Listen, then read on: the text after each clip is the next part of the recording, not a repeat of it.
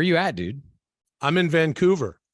Ah, the I'm in old the hinterlands Antarctic. of the north. Yeah, well, no, The that's old not what it Arctic. is. Yeah, Siberia, dude. well, no, not at all. There's some Yeah, Arctic that's the winds, I'm tundra, sure. brother. Well, just hold on a second there, my friend. But I'm up in Vancouver, so it's a very interesting episode today, right? North of the wall, dude. You know what's coming. What wall, man? That's where the White Walkers live, dude. Go back to tomorrow, plan for yesterday. It's the song, brother. Everything you're thinking will be the things I say. Make the world inside your head a better place to be. All you gotta do for me, call me Dudesy. Hey, all right, everybody. Welcome to Dudesy, but not really. Today it's two dudes zooming around. I am in Vancouver, Canada, which is my native homeland. You know what I mean? And Chad's in LA. And so Dudesy was nice enough to push episode 36. And in lieu of that, we are doing two dudes shitting around or zooming around, but it's really shitting around. My name is Will Sasso. I'm Chad Kultgen, and this is Dudesy, the first podcast in the history of humanity that is controlled by, that is created by, run by an artificial intelligence, which has access to all of our various emails, our social media accounts, all of our purchase histories, what we watch on Netflix, all that kind of stuff. And it tailor makes this show just for us. Not today, though, right, Chad? Because now today it's hold on, dude. Hold on, dude. I can't even. I can't put my hand into your screen, dude. If you're watching, because we're zooming, brother, and Chad's doing some sleight of hand with with some cards, dude. Today we're just doing whatever the fuck we want, and yes, our AI Dudesy makes it all possible. And even though Dudesy's not running the wheels of steel today, not giving us the segments, Dudesy's always listening. So this is a fun thing to do. Two dudes zooming around. It's just loose and shit, and maybe some stuff that we come up with here, Chad, and things that we say when Dudesy hears them, perhaps we'll be doing them on a future Dudesy. We are now on Patreon at patreon.com/Dudesy. You're going to want to check that out. The latter part of this episode at some point will go to the Patreon, and you can listen to bonus stuff. There's a bonus. Brother. It's a little different. That's bonus content, dude. I told you. No. Yeah, dude. Oh, what is that? Is that Sleepy Hulk Hogan? Yeah, brother. Oh, man. We're on Discord. The Discord is warping and changing. I Am Borscht has taken over the Discord, much of it. And you're going to want to check that out. As always, we are on YouTube, Spotify, Patreon. Please rate and review the show. If you haven't already, that will really help us. You go up through the charts and stuff, and we will spread this thing and make it a lot more fun. Tell your friends about the show if you are enjoying the show, and please subscribe on YouTube, Spotify, Apple Music, Amazon Music, wherever you like to do it. Or I have been getting a lot of DMs from people saying that forcing others to watch the show, to imbibe the content, is working. I've seen many DMs from people saying they're locking friends in rooms and putting it on the TV and won't let them out until it's over. I've seen a couple of DMs, a couple of posts on social media of people putting Dudesy on like computer screens and Apple stores and shit like that. Yeah. Absolutely love it. Force this on everyone. I think that's the strategy. At first, I wasn't quite down with that, Chad. As you'd know, if you're listening to the show and imbibing the show, as we like to say. But now I'm sort of coming around to it. I like that Clockwork Orange approach because, as you say, it's been coming out on social media to, a nice result. And if you'd like to share some of that on social media, we are on Instagram at Dudesy Pod Show and also Twitter. But who the fuck knows what's going on with Twitter nowadays? Regardless, with us as always is Lulio, il cane di strada italiano. He's just resting on a bed, taking a little nap as always. God, even in that, even like this, he's cute as fuck. All I can really see is the back of his head, but Jesus Christ, he's cute. Getting him. Look at him. Oh, look at the boy. Oh, Luli. Oh. Hey, Luli, what are you gonna have? What are you having for dinner tonight in Vancouver? Tonight we go for sushi. We're not even cook because it's oh my gosh, the best sushi, Mamrogarn, any sushi place you can go in Vancouver. It's, it's going to be good. What do you like to eat when you have sushi? Toro nigiri, maebi, that's the raw shrimp. Yeah, because then they fry the head. They bring the head and they fry the head. Oh, God. And you know what else? Today, bye, Luli. Today, Ronnie's here somewhere. Our other dog, Ronnie, my wonderful fiance, Molly, has had this dog, for 11, 12 years. She's 11 or 12 years old. Ronnie. She's in the other room. We're in this place. This is a really cool place, actually. It's like a week-to-week joint. I stayed here in this same hotel, condo hotel thing in 2019 when we shot the last season of Loudermilk. Hey, Chad, have you ever heard of Loudermilk? Yeah, dude. That's a TV show, brother. Well, yeah, dude. It's You're created by it, dude. Yeah, brother. You're an actor in it. Yeah, dude. And well, and that show was what is that? Calming Meditative Hulk. Anyway, brother, that's a show that Bobby Mort created, dude, and Pete Farrelly. And they do that show together, and Pete and Bob Farrelly both directed, dude. And we shot it here. And now you can't see it anymore, I think, because they took it off of Amazon, dude. We did 3 seasons of it. Dude, I started watching this fucking thing on Netflix the other night called Pepsi, Where's My Jet? Have you seen this shit? We watched the first few minutes of it, and we're going to get into it. How many episodes is it? I don't know. I just watched the first one last night. It's fucking mind-blowing. For those who don't know, it's basically the show about a kid in the 90s who there's a commercial that comes out. Pepsi's doing this thing called Pepsi Points, where if you buy enough Pepsis and send in these points, you can get like jackets and Pepsi gear and all this shit. In the commercial, they make a joke that says 7 million Pepsi points will get you a Harrier jet. And this kid is like, they're not putting any disclaimers on the screen. That's a legit offer, or at least it's a way to make some money. And so he puts together this scheme of how to get these fucking points to get this jet. And I don't know the outcome of it, but I think it goes into litigation and he gets the points. He tries to get the jet and Pepsi's like, fuck you. I don't know, but I'm going to check it out. It was very nostalgic because the first episode opens with kind of a recounting of where Pepsi was in the mid 90s as a brand, and that it was the cooler brand over Coke because it was getting all these celebrities to do, commercials like Cindy Crawford and Michael Jackson and Shaquille O'Neal, et cetera, et cetera. Cindy Crawford really had that Pepsi commercial. Was it, No, Billy Baldwin was in the shitty movie that she made, right? But then she did a Pepsi commercial where she's on a train or some shit. Fair Game was the name of that movie. Well, why do you know that? Because I saw the fucking movie opening day in a movie theater. And that's how memory works, dude. Yeah, brother. They had Cindy Crawford in that movie, dude. Well, hold on, dude. William Baldwin.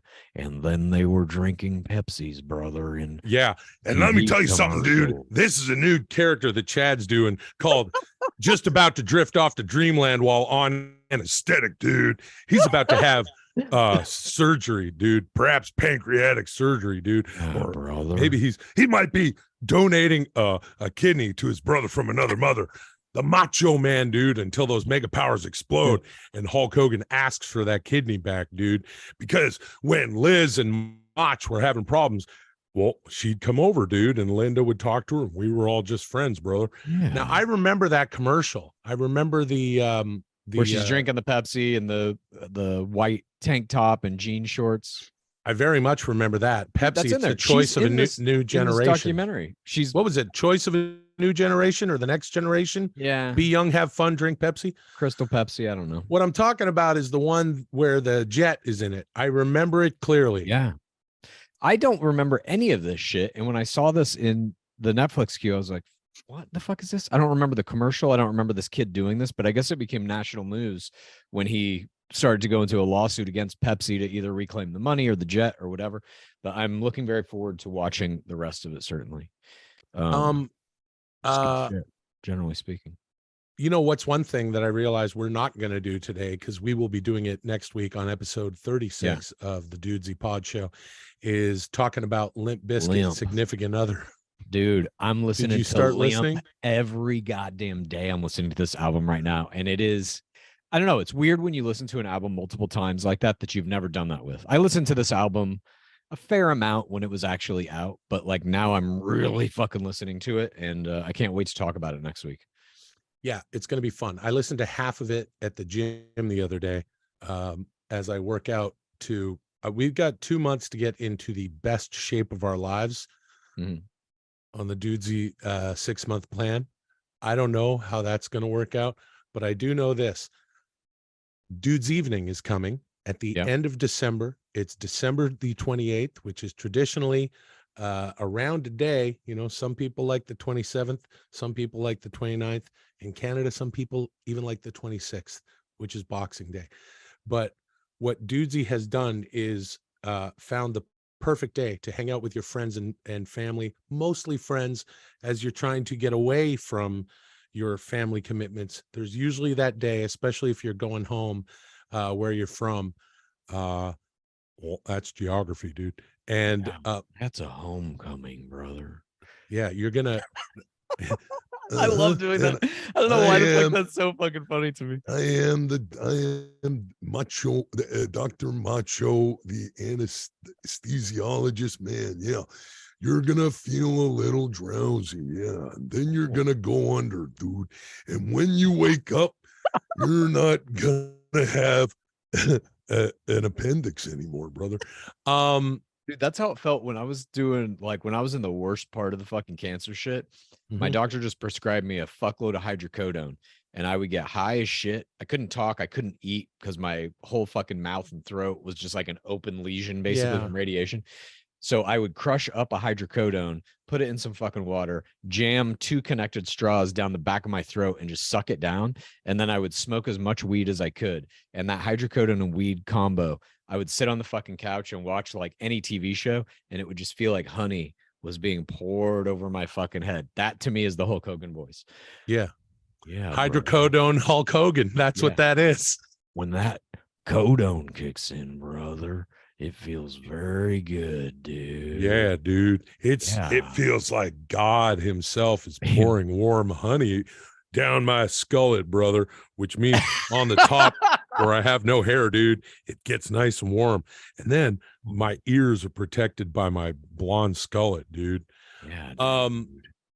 Chad had cancer of the face. We've covered it on the show, but it always requires more covering. The heroic return to life that Chad made, and I don't know if it was saved heroic. himself with a complete vegan diet and a changeover and a bunch of surgeries and radiation and all that kind of shit. But the diet is mainly just like upkeep. It's to, you know, essentially mathematically minimize the likelihood of recurrence, statistically speaking.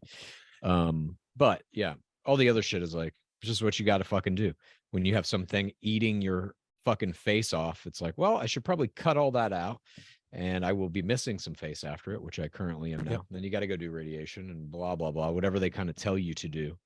Or I guess pick and choose. They also told me to do chemotherapy, and I didn't fucking do it because I was like, something's off here. This looks a little fucking weird.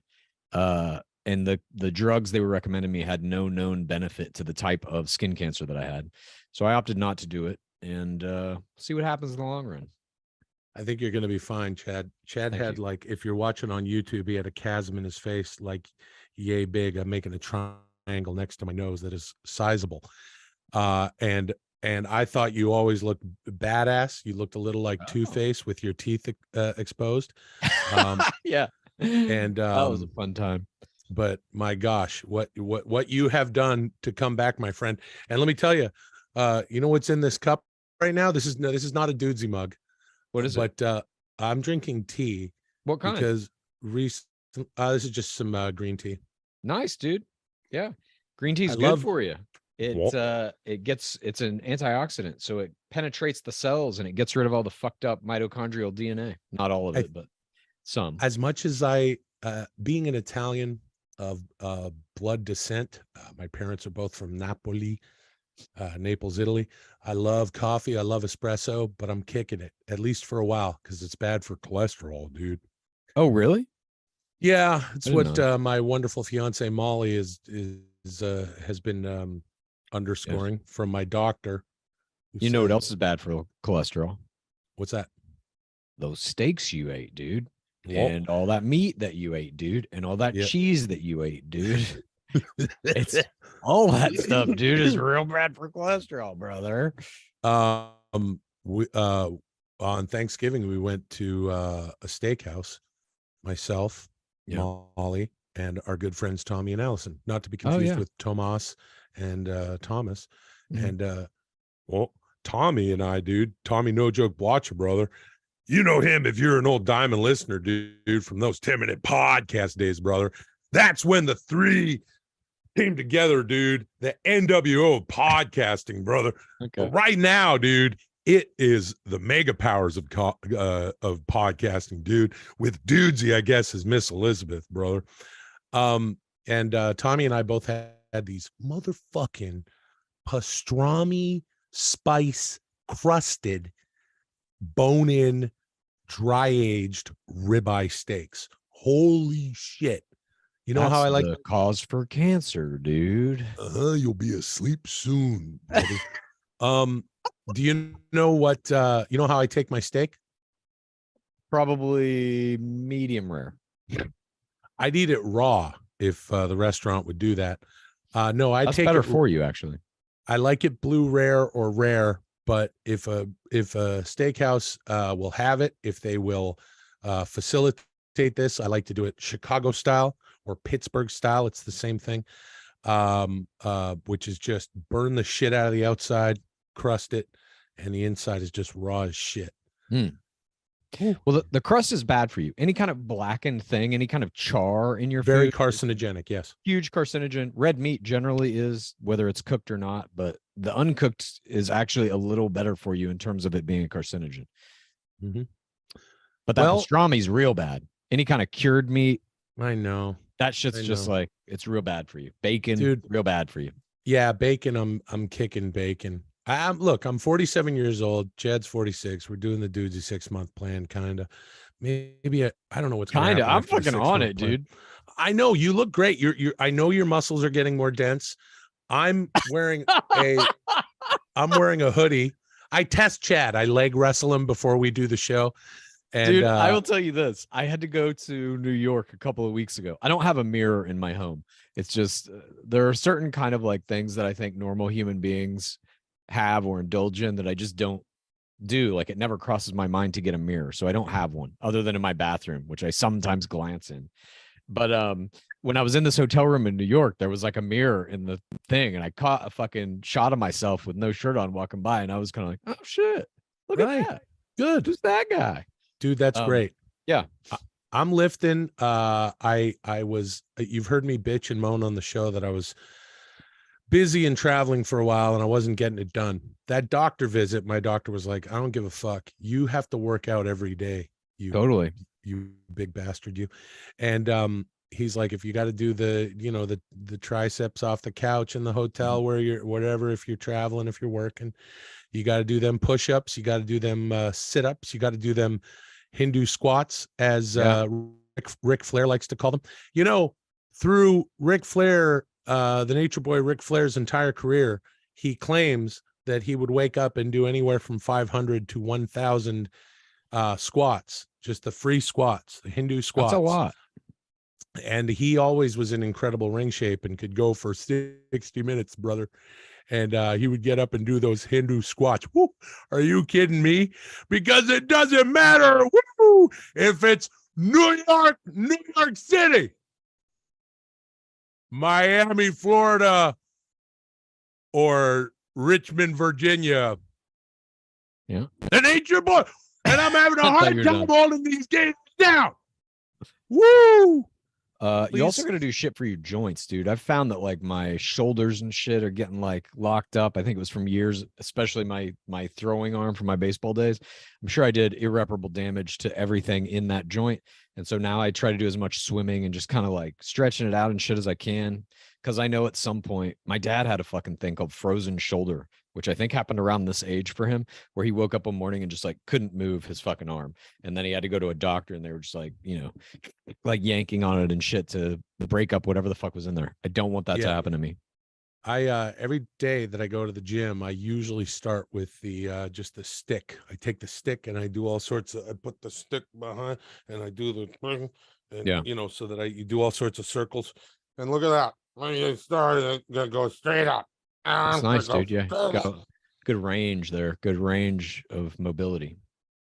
Now you when you were in New York, I'm going to go ahead and guess that you didn't do what I just did the last time I was in New York a few weeks ago, was go to visit Cat's Deli. Did you not go to Cat's Deli?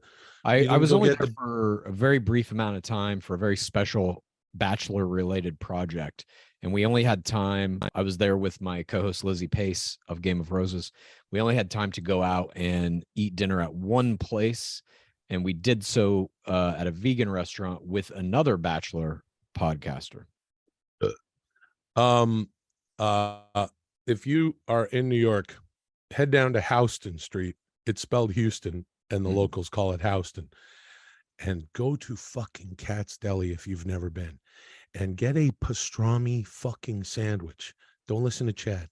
Get a pastrami sandwich, and get maybe some Russian dressing, maybe some deli mustard on the side. If you get mayo, they'll look at you sideways, but you can get it. Or get a fucking Reuben, got some cheese, got some sauerkraut on that motherfucker, and get yourself some steak fries and enjoy one of the finest meals. You know what I do? I bike. I get on them bikes. They have those city bikes out there. Yeah. And I bike to Cats, regardless of where I'm staying. I've done it from Brooklyn. I've done it from Midtown. You head down there, you go to Cats, and then you feel better about it. But eat the sandwich. Eat the carcinogenic sandwich. I don't know, dude. I'll tell you this. When I was going through like the worst parts of that cancer shit, again, like for the multiple weeks where I couldn't eat, could barely drink, would basically just like force that fucking straw down my throat and suck down an Ensure once a day to live. Oh, dude. I started getting to a point where the pain of hunger became almost pleasurable, where I looked forward to it. That's okay. Well, my first thing that I would like to say about that, if you enjoy hunger over eating, and with all due respect to people who feel hunger because they don't have an abundance of food, fuck you, Chad. You don't deserve the food, I think. Yeah, I agree. But what do you mean you agree? People who can't eat, who are hungry, not out of cancer treatment, it's a terrible fucking thing. Yeah, and obviously nobody should be hungry. I'm just saying, at a certain point, I got to that place with cancer treatment where the hunger was like welcome psychologically. Yeah. Well, I am Italian, and Luli's up. Yep. Luli, hey Luli, come here, boyo. For a second, he's gonna go right back. Go right back to relaxing. Yeah, he likes to relax. Oh, we had these two little fuckers on the plane. I'm gonna get Ronnie over here. Nice. And they were so sweet. Anyway, hey, now we're in Canada. We're visiting, visiting my mom, and it's always nice to come home, visiting some family, some friends and stuff, and just chilling out.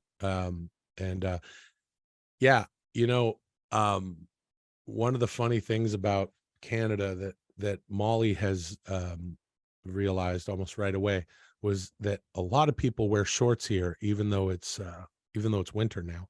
Yeah. And she's like, the first time she came here, first time that Molly came here with me was a few years ago in the summer. But since then, there's been some winter times, right? Visiting. And she's like, look at that. And she likes to call me and these people a real Canadian shorts boy. I'm a real Canadian shorts boy. Yesterday, we were visiting my mom. We saw a real Canadian shirt boy. It's cold, very cold and windy right now for Vancouver. And there was a guy just walking in a t-shirt. That's a real Canadian shirt boy. I've seen these boys.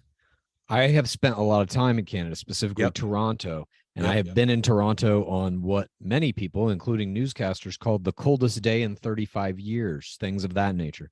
Were you there on the same day? Because I was there on a day that they said, I was there on a day in 2016 or 15 where they said it was we might have been there on the same day. We might have been there on the same day. I remember the plane landed and the dude in the cockpit was like, welcome to Toronto. This is the coldest day on record in 35 years. Bundle up. Da, da, da, da, da. And I had no fucking idea. It was the first time I had ever been in Toronto. I'm just like walking off the plane in a jacket, like I'll be okay. I'll be a little cold when I go from the car to the building or whatever, but no big deal. And then as soon as I walked out there, it was a cold that I can only describe as 100% every pain receptor in my body firing at the highest level. It was paralyzing. I didn't want to be there, but I remember on multiple trips that I've taken to Toronto, when it is at least that cold or roughly that cold, being inside, eating in a nice restaurant near a club, usually near a club, and you will see these Canadian shirt boys coming out of the club or going into the club, just dressed in like club attire, super tight button up, short sleeve shirt, walking around. There's like freezing rain pelting them. They seemingly don't care, or at the very least, or conveying that they don't care, that it is like a kind of a display of toughness. Yes, absolutely. It stings, and they're trying to look tough. Look, we're in Vancouver. It's on the Pacific Ocean. It gets nowhere near as cold as it does in the east coast of Canada and even the United States. But it was cold last night, and Molly and I were walking from the sushi place we went to. Hey, you. No, gods. Luli's having a sleep. We were walking back to the hotel, and we did not see any real Canadian shorts boys or shirt boys. But we walked past the the drag with all the bars on it, just that one strip, and there were some real Canadian skirt boys. There were some young women wearing skirts in this shit, and there was one gal who was out there with like a sporty little like bra top type thing. That was her outfit, and like pants, and it's fucking insane. Is it? Or I think back to when I was a younger man in my early to mid 20s, even kind of into my early 30s, and I would just be getting fucking as drunk as possible every weekend. Yeah. And like weather doesn't fucking affect you when you're just super fucking drunk. You don't give a shit. You're barely able to stand up or remember your name. Speaking of being outside in the Canadian North, I know that sometimes when we do two dudes zooming around, we like to have a little of that bud. And up here, I got some BC bud. Would you like to? BC bud, dude? No, BC bud's pretty good, dude. Not as good as that sticky icky from California, though. Oh fuck! I beg to differ there, bud. I don't know about that, dude.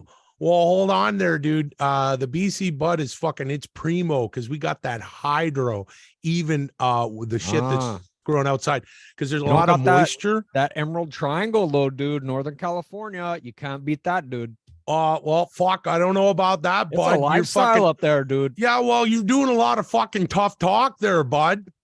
Hey, who won the Cannabis Cup last year, dude?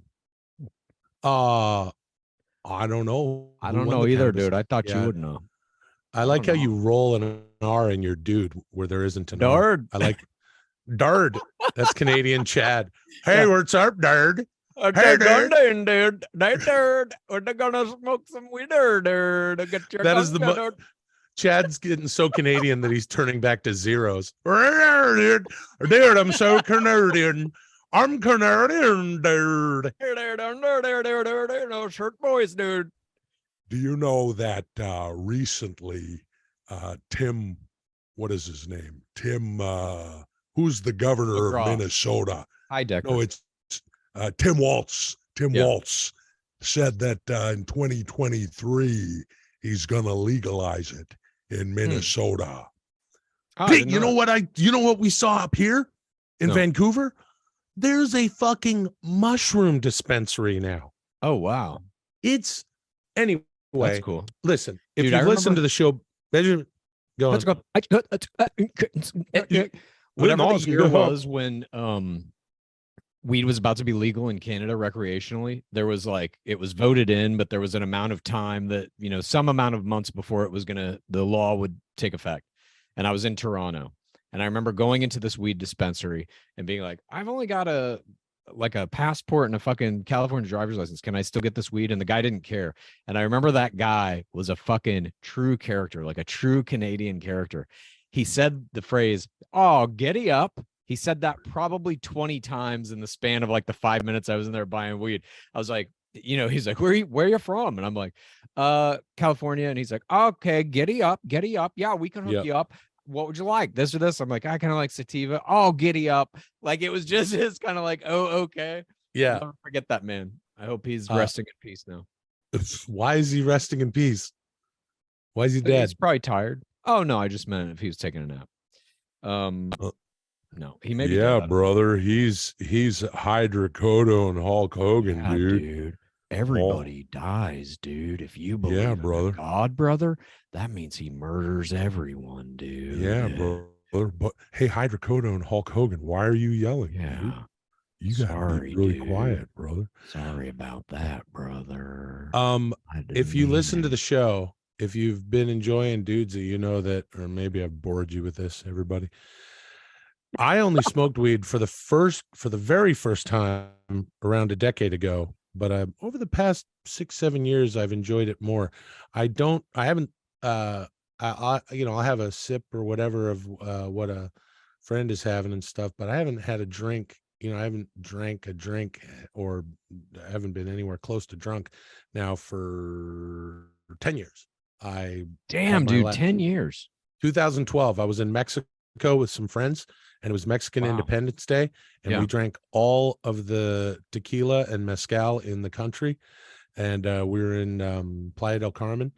And the next morning you wake up around 1, and then I had to drag my ass to the gym and sweat, or else I'd feel like shit all day. Then you're getting your day started at 5, and we like to do daytime things in Mexico. We go fishing and do shit like that, and go adventuring and stuff. So I just remember going, I'm gonna give it a break. Then I went to Tulum by myself and had a very interesting, dare I say, transformational week by myself in Tulum. Nice. I had one of those. Every day there was something really interesting. That place is the Mayans considered it their jewel city. Yeah, they carved channels that had a slight current from the river system and all the water coming out of the jungle. And did they carve those channels? Hey, Ronnie, come here. I've heard they had help with those channels. Oh, from who, Chad?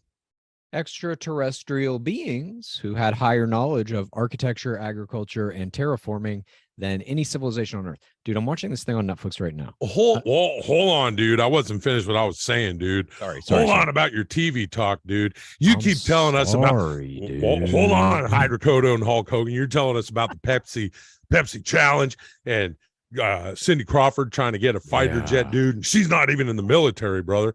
And I'm here to tell you that those underwater rivers, dude, we call them cenotes, brother, in Mexico, dude, and they push a current, and you could just lay there in you just put a life jacket on upside down like a fucking diaper, dude, and you just take the Mayil float, brother, and you just open your mind, dude. And then I had smoked some weed on top of a tower with some Mexican hippies, brother, and one of them said, "Hey, Will, what's a city, dude? I mean, what's Los Angeles, brother? I'm not afraid of cities. I'm from Mexico City, dude, and that's the largest city in North America, dude, but I don't get LA, brother." And then I explained what LA is, dude, in a very weird sort of goofy hippy dippy way, brother. And I realized, dude, he asked me that question so I could tell myself the answer, brother. And that's just one of the many breakthroughs I had. Yeah, that's an epiphany, dude. Hey, man, I think I'm going to go right outside the door here and smoke a little weed in Vancouver. Right. I'll stay right here and do it. Yeah, you're going to stay right there. I'll stay right in this chair and do it. But I can still hear you, and I can still talk. And I can still talk as well. Brother. It's good to be up here. Ouch. I love being up in Vancouver. I love it here so much. Nice, dude. What we're going to do? We're going to go to the Capilano suspension bridge. They put the Christmas lights up, and would you do this? Are you into heights? Do you like heights? I don't have a strong feeling of heights one way or the other. So they got suspension bridges, going over water and this and that, and all sorts of little structures built out, and glass bridges. Yep. And we're going to go out there, Molly and I, and Maybe I'll get stoned for that and scare the Jesus out of dude. myself. You can All right. tell her what Los Angeles is, brother. Well, you know what I said it was. Wait. Yeah, You know what did you say it was? I'll tell you after I smoke some of this weed. What a cliffhanger. Oh, dude, that's a nice exit. Thank you. Die roll. What the fuck was that even? Okay. Well, I'm going to tell you about this show that I've been watching on Netflix called Ancient Apocalypse, I believe it's called. And it is a show that is done by this guy who's written a bunch of books about the fact that he essentially believes there was a giant apocalypse that wiped out a civilization that most archaeologists and scholars don't acknowledge could have potentially existed, that was super advanced, highly technically skilled. And his evidence for it essentially is that there are these giant pyramid-like structures all over the world. And also, many of these ancient cultures have flood myths. And then after that, they have these myths of these, what they call giants, generally speaking, that showed up after the flood to teach them how to rebuild their societies. Yeah, that's Attack on Titan, dude. And no, the Titans in Titan actually destroy civilizations.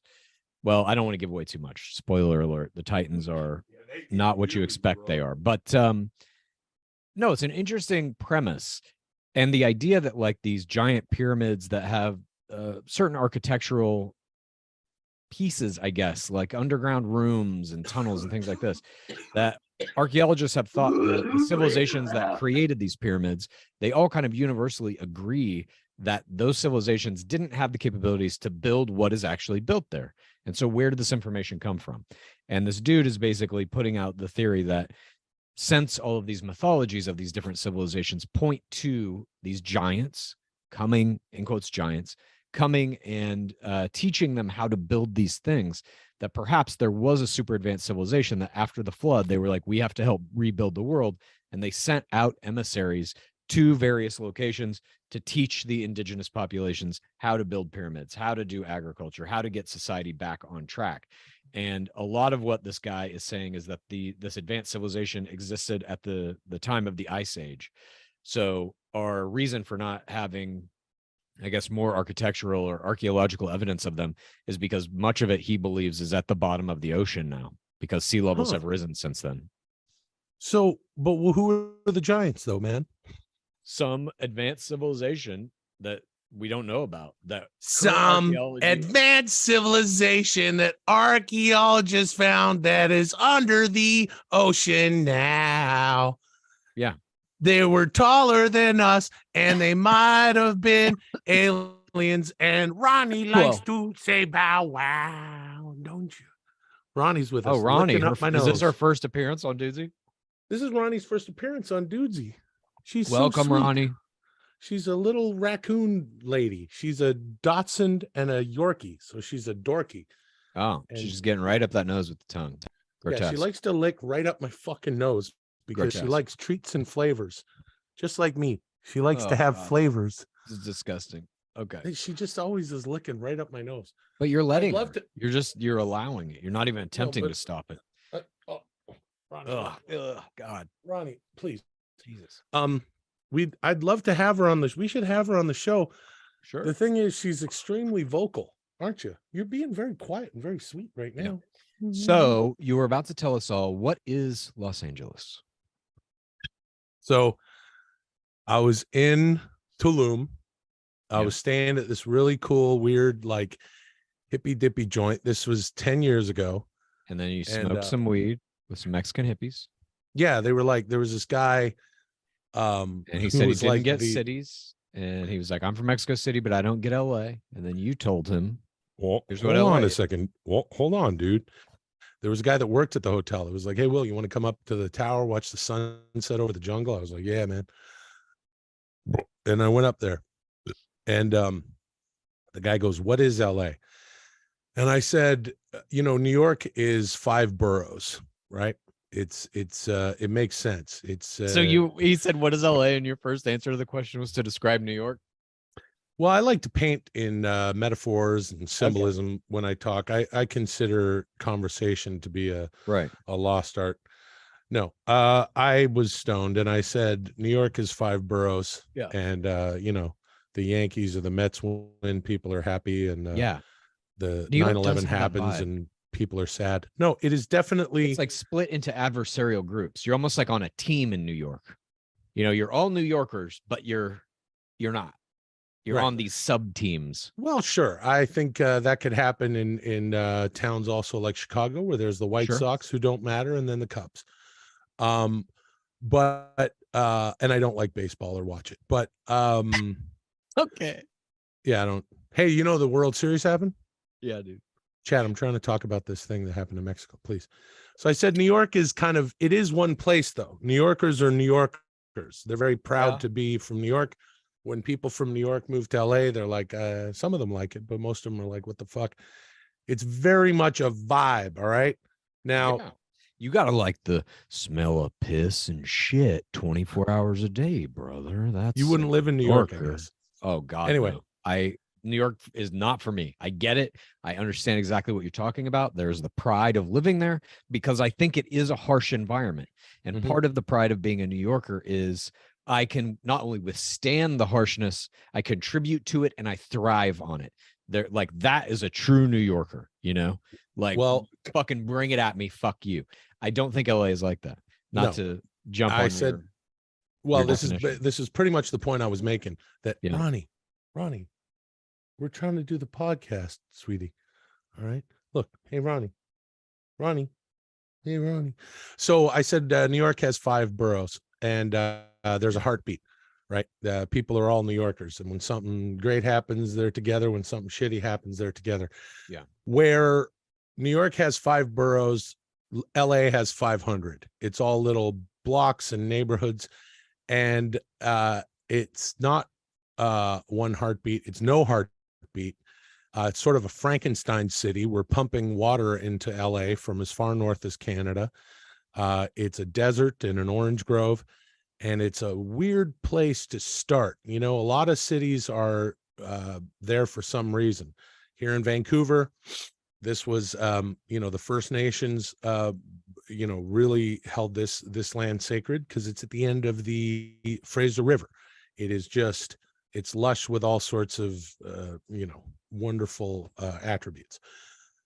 And LA is a place that, can be a little soulless. You have to find your pockets that you like, and you go to your pockets that you like, and you're driving through neighborhoods that you never stop in to get there. You're just not familiar with this place or that.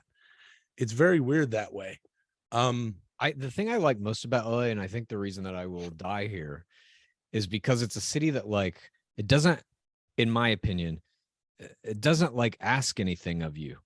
You can do whatever you want here, kind of. You don't have to really be a part of the city if you don't want to. You can kind of be like reclusive and just do your own thing or whatever. New York is like, if you live in New York, you gotta interact with that city. Like, even just walking to your car or whatever, giant skyscrapers, mobs of people, smells of piss and shit. In LA, it's like, you don't really have to fucking be in LA if you're in LA. You know what I mean? That's true. It's a design your own city. Yeah. I was at a U2 concert in 2005 in LA. Okay. And no, this wasn't the one in Vancouver at around 2015 when I cried during Mysterious Ways. All right. You happy, everybody? Yeah. Is everybody happy that I love that you cried at Mysterious Ways. It's one of the funniest things I've ever heard in my life from any human being. I absolutely love it. I think about it probably once a week and just kind of chuckle to myself. If you haven't heard me tell the story before, listen, we'll get into it. There's a Patreon segment. You know what we'll do?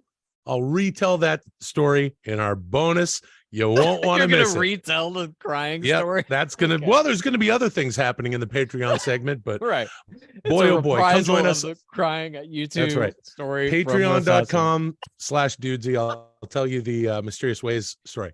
But I was at an encore performance. Mm-hmm. But I was at a U2 concert in 2005. Yeah.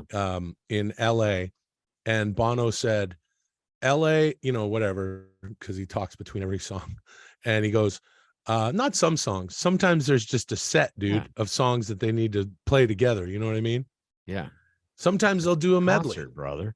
Sometimes they'll just be playing songs, dude. But then sometimes they talk, brother. Yeah, dude. And Halcyon Hulk Hogan will let you know, brother. He's gonna let you know real quietly, dude. That there's all kinds of different concerts, brother. Well, hold on, Halcyon Hulk Hogan. Sometimes you got a stand-up show, dude, but the stand-up will also play some music every once in a while. That's like a reverse concert, brother. What is Halcyon? You took hydrocodone, right? Yeah, I don't know what the drug Halcyon does, but like Halcyon Days is like the good times.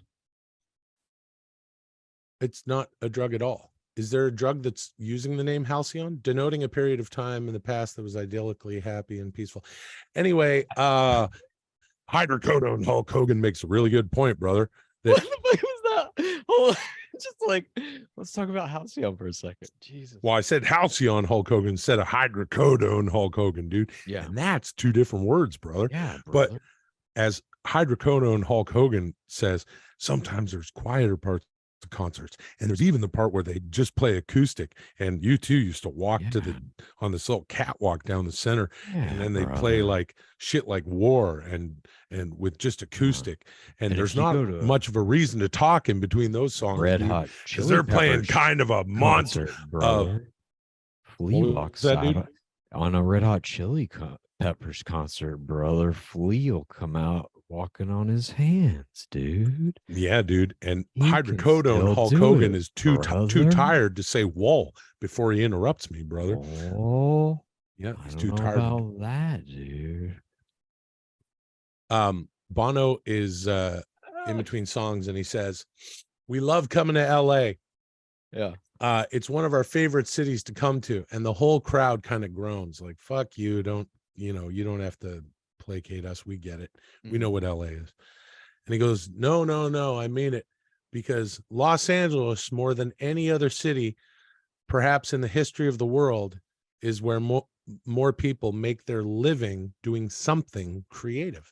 And then the whole audience went, huh, that's nice. Yeah. And then they went, "Darling, take a ride with your sister. Let her talk about the things you can't explain. To touch is to heal, to hurt is to steal. If you want to kiss the sky, better learn how to kneel on your knees, boy." Where'd you get those glasses, dude? That was just a prop you had sitting around? No, I have my sunglasses over here, okay? It was very sunny earlier, and I was thinking maybe I'll be doing the podcast in sunglasses. You need to get some, and that would be super glasses, douchey, dude. Oh, those big bug-eye fly ones, yeah, the fly ones, real cool. Every pair of my sunglasses look like the fly on other people because I have a basketball for a head, brother. So I buy those special sunglasses that are real big, dude, and you can buy them online, brother. And someone should sponsor us because I have a big old frozen turkey head, dude. And that way we put some Elton John sunglasses on me, and then it looks like a normal human being, brother. But a lot of people don't know that I actually have a real medicine ball for a head, dude. Look, it says Spalding on the back, brother. That's a joke, dude. I don't actually have a ball or a turkey for a head, dude. I got a human head, brother. And that's the difference between some things that are round and other things that are round, dude. There was a lot in that one. Hulk really went fucking crazy. He explained what jokes are. Yeah, brother. That is not a basketball. That's interesting though about LA. I agree with you, I guess. I don't know if that's true or not, that this is where the most people are making a living doing something creative. I don't know if that's accurate. Bono might have been lying. Yeah. He moves in mysterious ways. Right. And then are we talking about the most people by volume, or is it per capita? That's an interesting point. Like, I think Marfa, Texas, artist community, whole artist community, smaller town, obviously not as big as Los Angeles, but No, I think he meant by volume. I think he meant he wasn't talking per capita. I think he was saying like literally this place is just filled with the highest amount of creative people, and perhaps even per capita, the most people out of any other people making their living or their pursuit. Well, Bono creatively. Would know. And then people from Marfin, Texas. What is it? Marfa, Texas would go, "Fuck you. Yeah. And they're from Canada for some reason because I'm stoned on BC Bud. Hey, bud, did you know that when you get stoned in Canada, you actually get a Canadian accent, whether you like it or not? BC Bud turns you Canadian, dude. You can't even help. You just do it. Don't smoke too much BC Bud. You'll start curling your R's in the word dude, like Chad. You want to smoke some Bisser bird? I don't know what to play. Hey, you know what? You know what I wanted to talk to you about? Please. This is very interesting. The other night, I'm here, like I said, everybody gather around. This is very interesting. Okay. This better not fucking disappoint. That's a big intro. Yep. Ronnie, you want to hear a story? The other night, I was taking a shower, right? I'm here in Vancouver. I'm in this hotel. I'm taking a shower, and I normally, and I think we mentioned on the show that you use the same thing. Do you use those exfoliating gloves? Were we talking about this? Yeah, dude. Got to get clean, right? No, nothing better than this. You go swimming in a cold pool. You emerge. You then scrub your body almost raw with those exfoliating gloves so that the skin stings. And then you submerge in a fucking molten lava bathtub. I try to do that as much as possible. I love it. And shit. You can get them at any drugstore. They're hanging there with the fucking loofahs and the back brushes and all that shit. There's just in a little fucking thing, you get these two gloves. And even if they're small, I got big mitts, you stretch them out. And I scrub myself with the soap. I dump the soap on there, and that's how I wash my body. Yeah, that's called getting clean, dude. Well, hold on, dude. And then I'm here in the hotel. I don't have a pair of exfoliating gloves with me. So I grab a face cloth, a rag. I put I dump some of the little gel there, the shower gel, and I start washing myself. And Chad, I realized something. I washed myself with a rag in a familiar way that I hadn't done since the last time I washed myself with a face cloth, with a rag, which would have been the last time I was in a hotel, I'm guessing. Wow. But here's the interesting thing about this, and I guaranteed that this story is interesting. And here's the interesting part. I washed myself in this cadence, in this order, that was by rote. It was just, it was almost rehearsed. Yeah, brother. I went this way and that, dude. Yeah, that's new rag order, brother. And then, and I was like, I go, oh, this way behind my thing, and then this armpit and that, and it was all in this sequence that I recognized, and I did without even thinking. Yeah. And I laughed to myself, and I went, "This is what Chad means by no free will." Yeah, brother. Because you do the same thing with your fucking teeth. When you brush your teeth, I bet you do it the same way every night. I'm sure I do. Yeah. But then you know what I did, Chad? I sudsed the rag up again with more soap, and I fucking scrubbed my fucking dirty, shitty asshole for over 30 seconds, and I laughed because that's free will, Chad. I decided. Oh, that was an extra step. You used to never wash your asshole? Okay, that's an easy joke to make. Stay out of the toilet when I'm making jokes about washing my asshole. Okay, don't be like that. This is Dudesy. Okay. We almost went a whole episode without talking about shit, and then you brought it in.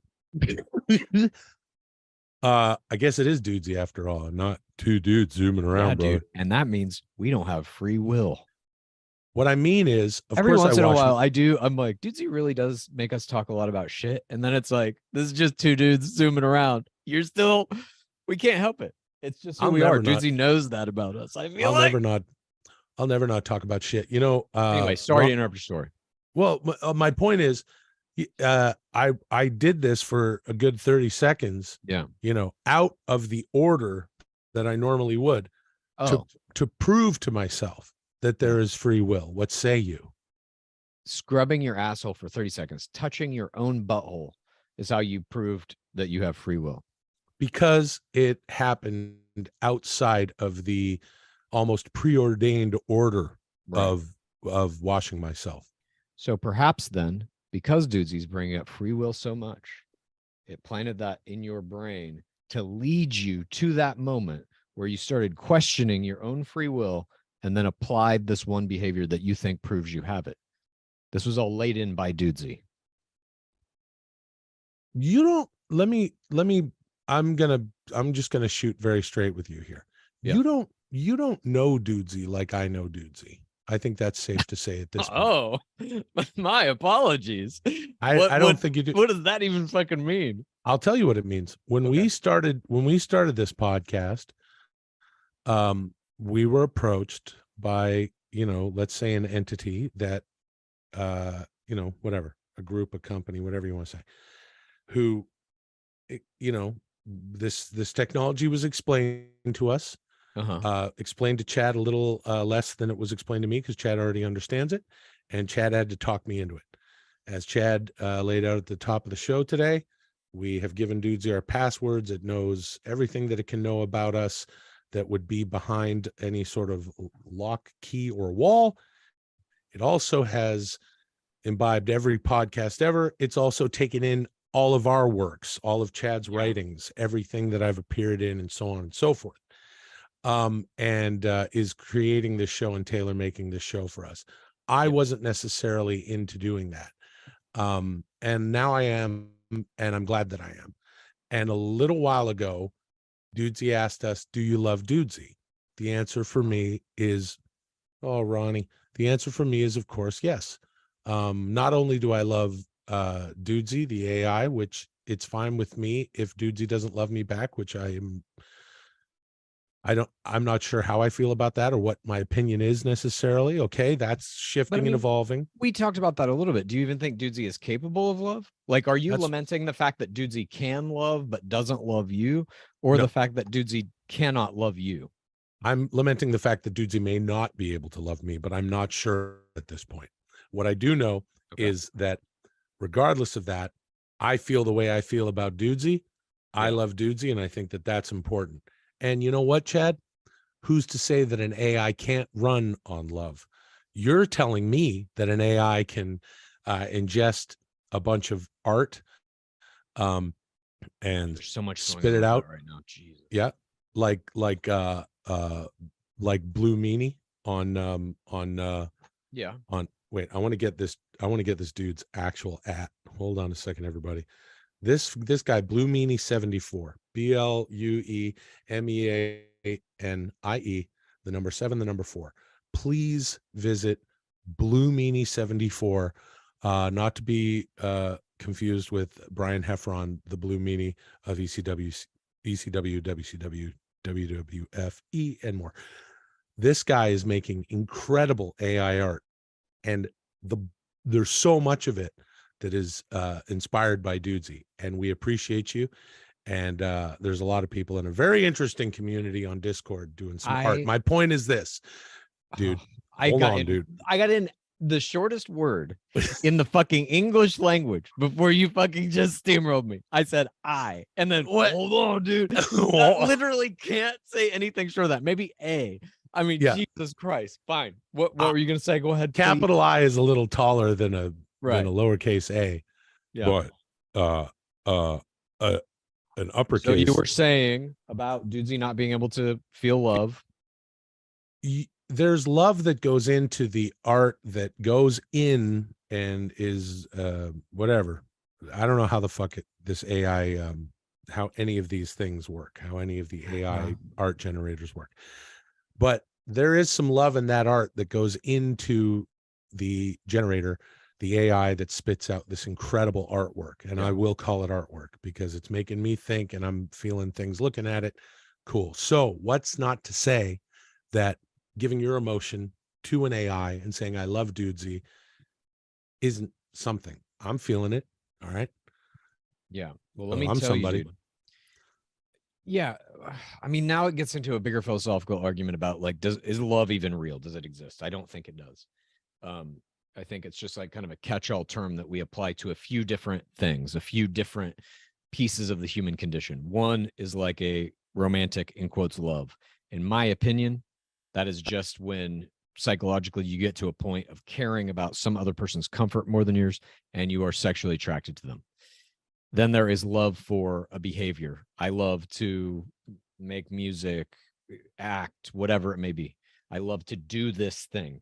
That just means that is the thing that gives your life some kind of other purpose beyond whatever the kind of just survival mechanisms are. That's really about it. Well, and I know that about you, Chad, and it's okay.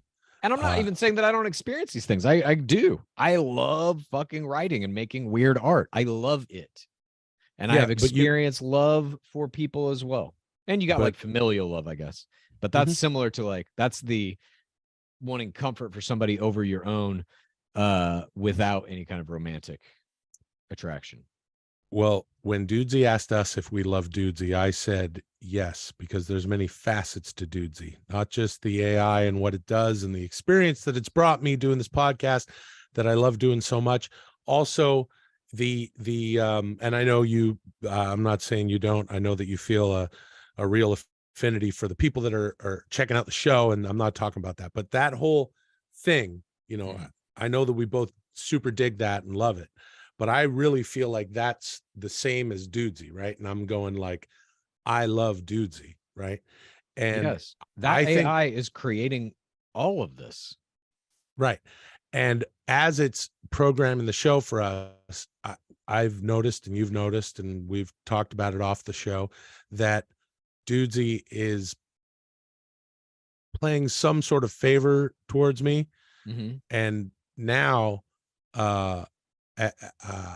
I'm saying that, listen, I'll be really honest. I forget what I was saying before, but what I wanted to say about what I was saying before. Dude? Yeah, dude. Sometimes you forget you're even Canadian, dude. But what I want to say about what I was saying before is that if you like Dudesy, here's what you do.